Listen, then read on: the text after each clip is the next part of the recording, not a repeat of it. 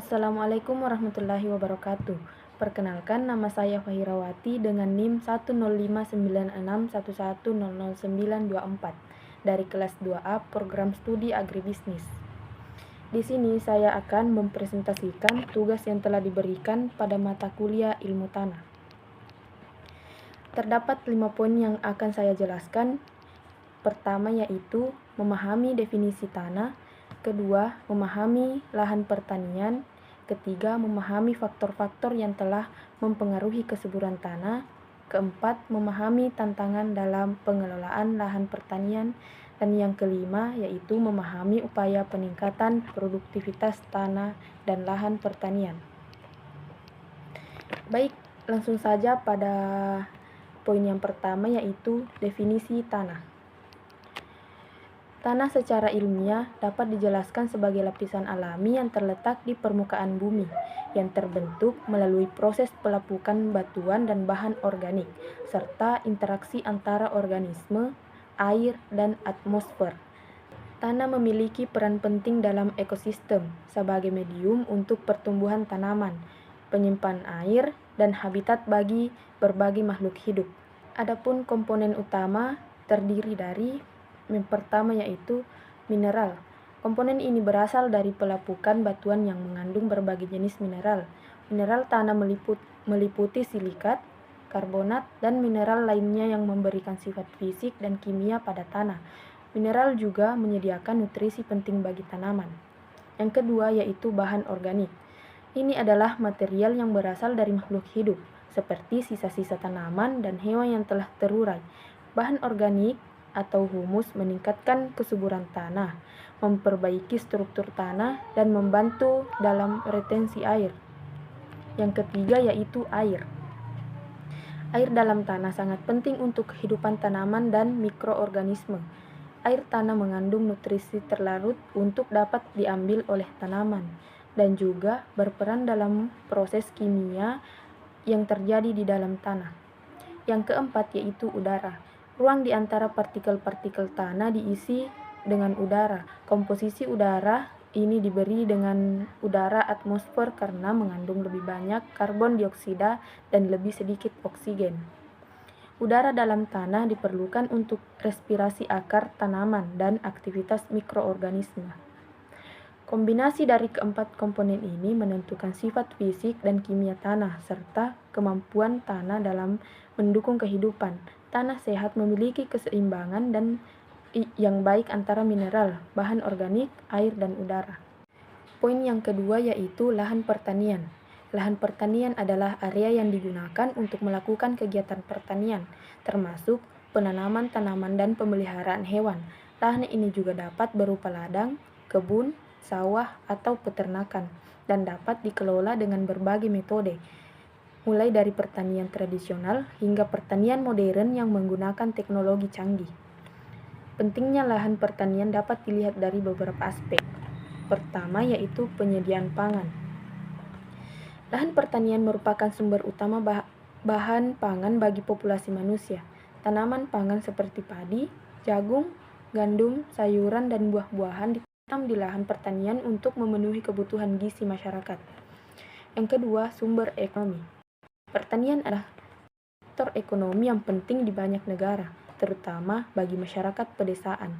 Lahan pertanian memberikan mata pencarian bagi petani dan pekerja yang terlibat dalam produksi, pengolahan, dan distribusi hasil pertanian. Yang ketiga, ketahanan pangan.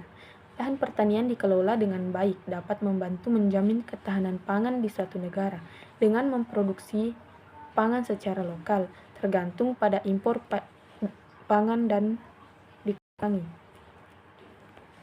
Yang keempat yaitu konservasi sumber daya alam.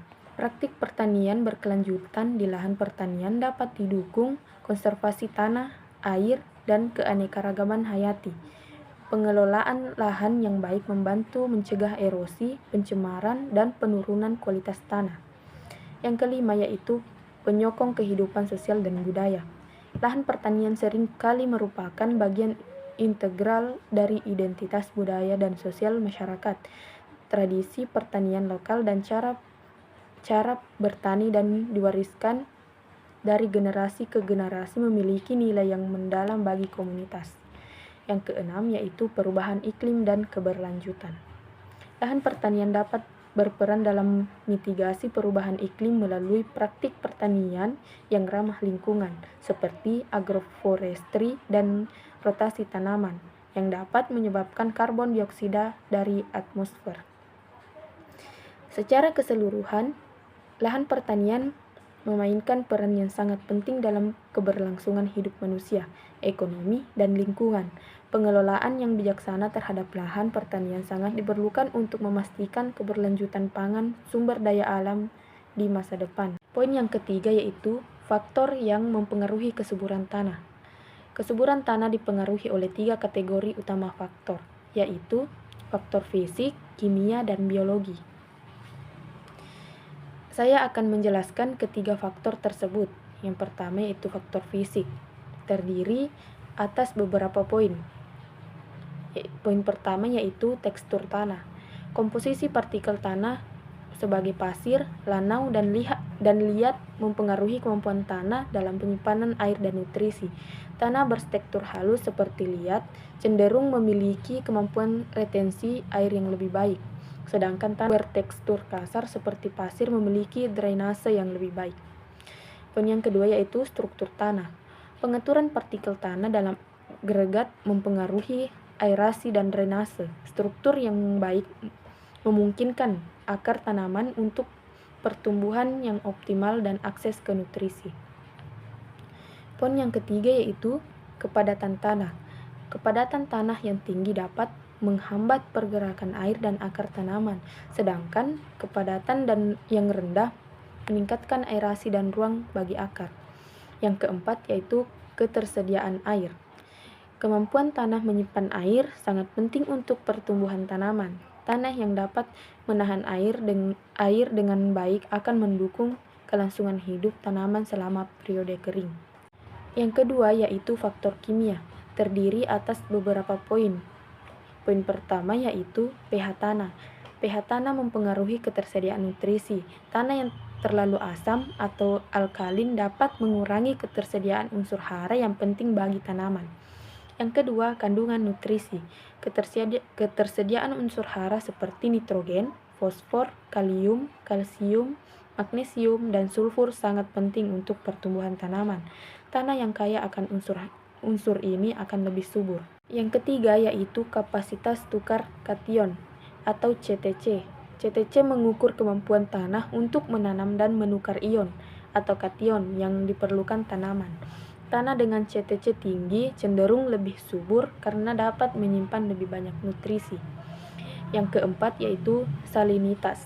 Tingginya kadar garam dalam tanah dapat menghambat pertumbuhan tanah. Tanah yang terlalu asin dapat menyebabkan stres pada tanaman. Faktor yang ketiga yaitu faktor biologi. Terdiri atas beberapa poin, yaitu poin pertama mikroorganisme tanah. Bakteri, jamur, dan mikroba lainnya berperan dalam proses dekomposisi bahan organik dan siklus nutrisi. Aktivitas mikroorganisme mendukung ketersediaan unsur hara dan kesehatan tanah. Yang kedua yaitu fauna tanah. Organisme seperti cacing tanah dan arthropoda membantu aerasi pengolahan bahan organik dan mendukung proses biogeokimia dalam tanah. Yang ketiga yaitu bahan organik. Kehadiran bahan organik atau humus sangat penting untuk meningkatkan kesuburan. Bahkan, bahan organik meningkatkan kapasitas retensi air, memperbaiki struktur tanah, dan penyediaan sumber nutrisi bagi tanaman. Secara keseluruhan, untuk mencapai kesuburan tanah yang optimal, penting untuk mempertimbangkan interaksi antara faktor fisik, kimia, dan biologi dalam pengelolaannya. Poin yang keempat yaitu tantangan dalam pengelolaan lahan pertanian. Ada beberapa tantangan yang akan saya jelaskan, yaitu pertama, perubahan iklim. Perubahan cuaca ekstrim seperti peningkatan suhu, kekeringan, dan banjir dapat mempengaruhi hasil panen dan kesehatan tanaman. Petani perlu beradaptasi dengan kondisi iklim yang berubah untuk mempertahankan produksi pertanian. Yang kedua yaitu erosi tanah. Erosi tanah yang disebabkan oleh angin atau air dapat menghilangkan lapisan atas tanah yang kaya nutrisi, mengurangi kesuburan, dan mempengaruhi kemampuan tanah untuk mendukung pertanian. Yang ketiga yaitu degradasi tanah. Praktik pertanian yang tidak berkelanjutan, seperti penggunaan pestisida dan pupuk kimia secara berlebihan, dapat menyebabkan penurunan kualitas tanah seperti degradasi struktur, rendahnya kandungan bahan organik, dan penurunan kapasitas tukar kation. Yang keempat yaitu ketersediaan air. Krisis air dapat mengelola sumber daya air yang buruk, dapat membatasi irigasi dan mempengaruhi produktivitas pertanian. Tanah yang kekurangan air dapat mengurangi hasil panen. Yang kelima yaitu pencemaran. Penggunaan pestisida, herbisida, dan pupuk kimia dapat menyebabkan pencemaran tanah dan air tanah. Pencemaran ini dapat berdampak negatif pada kesehatan manusia, hewan, dan ekosistem. Yang keenam yaitu penurunan keanekaragaman hayati. Praktik pertanian monokultur dapat mengurangi keanekaragaman hayati, baik di tingkat tanaman maupun hewan. Penurunan keanekaragaman hayati berdampak pada ketahanan ekosistem, pertanian, dan meningkatkan risiko serangan hama dan penyakit. Yang ketujuh yaitu teknologi dan akses. Di banyak daerah, petani mungkin tidak memiliki akses ke teknologi modern, informasi, atau sumber daya yang diperlukan untuk mengoptimalkan praktik pertanian. Keterbatasan pengetahuan dan akses dapat menghambat inovasi dan adopsi praktik berkelanjutan. Yang kedelapan yaitu perubahan kebijakan dan regulasi. Kebijakan pemerintah yang tidak konsisten atau mendukung dapat mempengaruhi ekonomi pertanian. Kebijakan yang tidak berpihak pada petani dapat menghimpit usaha mereka untuk bertahan. Yang kesembilan yaitu persaingan penggunaan lahan. Peningkatan permintaan untuk lahan, keperluan non-pertanian seperti pembangunan perkotaan dan industri dapat mengurangi lahan yang tersedia untuk petani, meningkatkan tekanan pada lahan pertanian yang ada. Dan yang terakhir yaitu keterbatasan modal dan sumber daya. Banyak petani, terutama di negara berkembang, menghadapi keterbatasan dalam hal modal, akses, dan kredit, dan sumber daya untuk investasi dalam teknologi dan praktik yang lebih baik.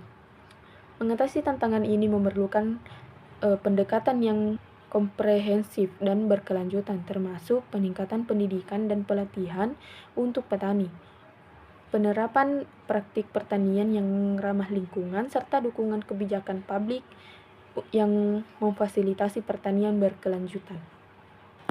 Poin yang terakhir yaitu upaya peningkatan produktivitas tanah dan lahan pertanian. Peningkatan produktivitas tanah dan lahan pertanian memerlukan pendekatan yang berkelanjutan dan berbasis ilmiah. Berikut adalah bagian penting dalam upaya peningkatan produktivitas tanah dan lahan pertanian. Pertama yaitu penggunaan pupuk organik dan anorganik yang tepat. Ini berhubungan dengan pengelolaan kesuburan tanah. Penggunaan pupuk secara bijak membantu menjaga keseimbangan nutrisi dalam tanah, meningkatkan kesehatan tanah, dan mendorong hasil panen yang lebih baik. Yang kedua yaitu pengendalian hama dan penyakit. Ini termasuk dalam manajemen hama terpadu, Integrated Pest Management atau IPM. Praktik ini bertujuan untuk mengendalikan populasi hama dan penyakit dengan cara yang ramah lingkungan sehingga dapat mengurangi kerusakan tanaman dan menjaga kesehatan ekosistem pertanian. Yang ketiga yaitu penggunaan varietas unggul. Ini terkait dengan pemeliharaan dan penanaman varietas tanaman yang memiliki potensi hasil tinggi, ketahanan terhadap hama dan penyakit, serta kemampuan adaptasi terhadap kondisi lingkungan tertentu. Varietas unggul dapat meningkatkan produktivitas pertanian dan ketahanan pangan. Secara keseluruhan, ketiga praktik ini penting dalam upaya untuk mencapai pertanian yang berkelanjutan dan produktif, serta mendukung kesehatan tanah dan ekosistem. Dari beberapa poin yang sempat saya jelaskan, dapat saya simpulkan bahwa kesuburan tanah dan lahan pertanian yang produktif sangat penting untuk mendukung ketahanan pangan dan kesejahteraan petani. Meskipun tantangan dalam pengelolaan lahan pertanian cukup besar, penerapan praktik pertanian yang baik, penggunaan teknologi modern, dan pendekatan yang berkelanjutan dapat membantu peningkatan produktivitas dan menjaga kesehatan lingkungan. Pengelolaan yang efektif dan berkelanjutan sangat diperlukan untuk menghadapi tantangan yang ada dan memastikan keberlanjutan pertanian di masa depan. Baik, cukup sekian presentasi dari saya. Mohon maaf jika ada salah kata. Billahi fisabilil haq fastabiqul khairat. Wassalamualaikum warahmatullahi wabarakatuh.